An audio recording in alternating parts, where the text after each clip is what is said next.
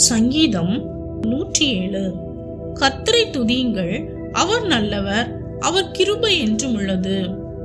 கர்த்தரால் சத்ருவின் கைக்கு நீங்களாக்கி மீட்கப்பட்டு கிழக்கிலும் மேற்கிலும் வடக்கிலும் தெற்கிலும் உள்ள பல தேசங்களிலும் இருந்து சேர்க்கப்பட்டவர்கள் அப்படி சொல்ல கடவர்கள். அவர்கள் தாபரிக்கும் ஊரை காணாமல் வனாந்தரத்திலே அவாந்திர வழியாய் பசியாகவும் தாகமாகவும் ஆத்துமா தொய்ந்ததாகவும் அலைந்து திரிந்தார்கள்.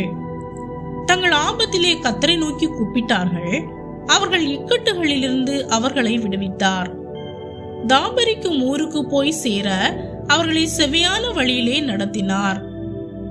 தவனமுள்ள ஆத்துமாவை கர்த்தர் திருப்தியாக்கி பசியுள்ள ஆத்துமாவை நன்மையினால் நிரப்புகிறார் என்று அவருடைய கிருபை நிமித்தமும் மனுபுத்திரருக்கு அவர் செய்கிற அதிசயங்கள் நிமித்தமும் அவரை துதிப்பார்களாக.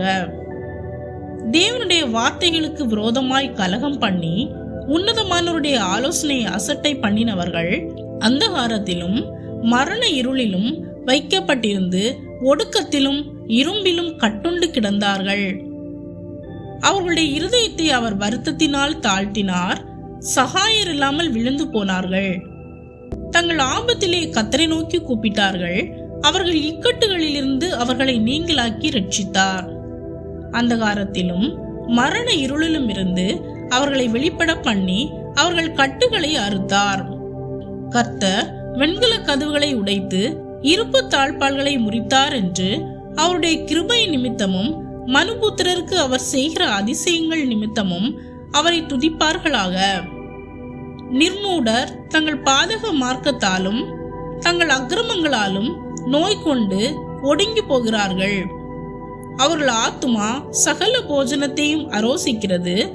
அவர்கள் மரண வாசல்கள் பரியந்தம் சமீபிக்கிறார்கள்.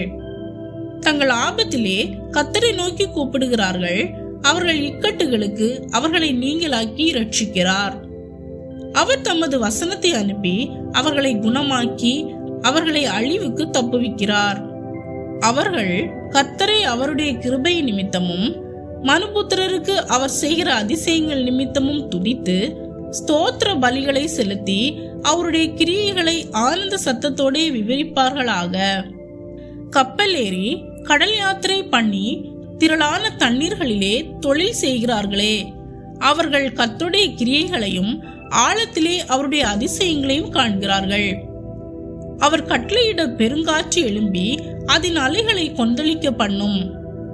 அவர்கள் ஆகாயத்தில் ஏறி ஆழங்களில் இறங்குகிறார்கள். அவர்கள் ஆத்துமா கிளேசத்தினால் கரைந்து போகிறது. வெறித்தவனை போல் அலைந்து தடுமாறுகிறார்கள். அவர்களுடைய ஞானமெல்லாம் முழுகி போகிறது. அப்பொழுது தங்கள் ஆபத்திலே அவர்கள் கர்த்தரை நோக்கி கூப்பிடுகிறார்கள், அவர்கள் இக்கட்டுகளுக்கு அவர்களை நீங்களாக்கி விடுவிக்கிறார். கொந்தளிப்பை அமர்த்துகிறார், அதன் அலைகள் அடங்குகின்றது. அமைதலுண்டான நிமித்தம் அவர்கள் சந்தோஷப்படுகிறார்கள். தாங்கள் நாடின துறைமுகத்தில் அவர்களை கொண்டு வந்து சேர்க்கிறார். அவர்கள் கர்த்தரை அவருடைய கிருபை நிமித்தமும் மனுபுத்திரருக்கு அவர் செய்கிற அதிசயங்கள் நிமித்தமும் துதித்து ஜனங்களின் சபையிலே அவரை உயர்த்தி மூப்பர்களின் சங்கத்திலே அவரை போற்றுவார்களாக. அவர் ஆறுகளை அவாந்திர வெளியாகவும் நீரூற்றுகளை வறண்ட ஸ்தலமாகவும் குடிகளுடைய பொல்லாப்பி நிமித்தம் செழிப்பான தேசத்தை ஊர் நிலமாகவும் மாற்றுகிறார். அவர் அவாந்திர வெளியை தண்ணீர் தடாகமாகவும் வறண்ட நிலத்தை நீரூற்றுகளாகவும் மாற்றி பசித்தவர்களை அங்கே குடியேற்றுகிறார். அங்கே அவர்கள் குடியிருக்கும் நகரத்தை கட்டி வயல்களை உண்டாக்கி விதைத்து திராட்சை தோட்டங்களை நாட்டுகிறார்கள். அவைகள் வரத்துள்ள பலனை தரும். அவர்களை ஆசீர்வதிக்கிறார், மிகுதியும் பெருகுகிறார்கள். அவர்களுடைய மிருக ஜீவன்கள் குறையாதிருக்க பண்ணுகிறார். பின்பு அவர்கள் இடுக்கத்தினாலும் ஆபத்தினாலும் துயரத்தினாலும் குறைவுபட்டு தாழ்வடைகிறார்கள்.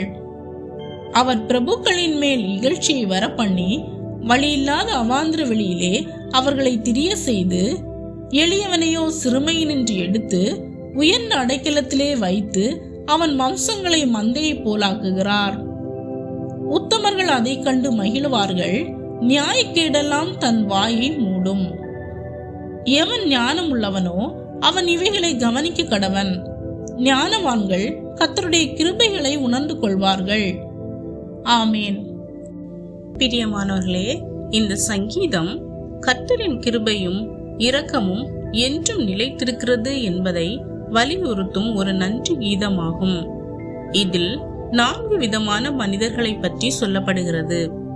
வழி தவறி அலைந்தவர்கள், இருளின் கட்டுப்பாட்டில் இருந்தவர்கள், நோயினால் துன்பப்பட்டவர்கள் மற்றும் புயலில் சிக்கியவர்கள்.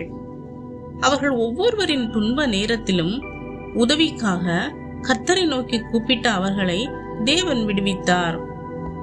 இதை போல இன்று நாமும் எந்த சூழ்நிலையில் இருந்தாலும் கர்த்தரை நோக்கி கூப்பிட்டால் அவர் உதவி செய்ய வல்லவராய் இருக்கிறார்.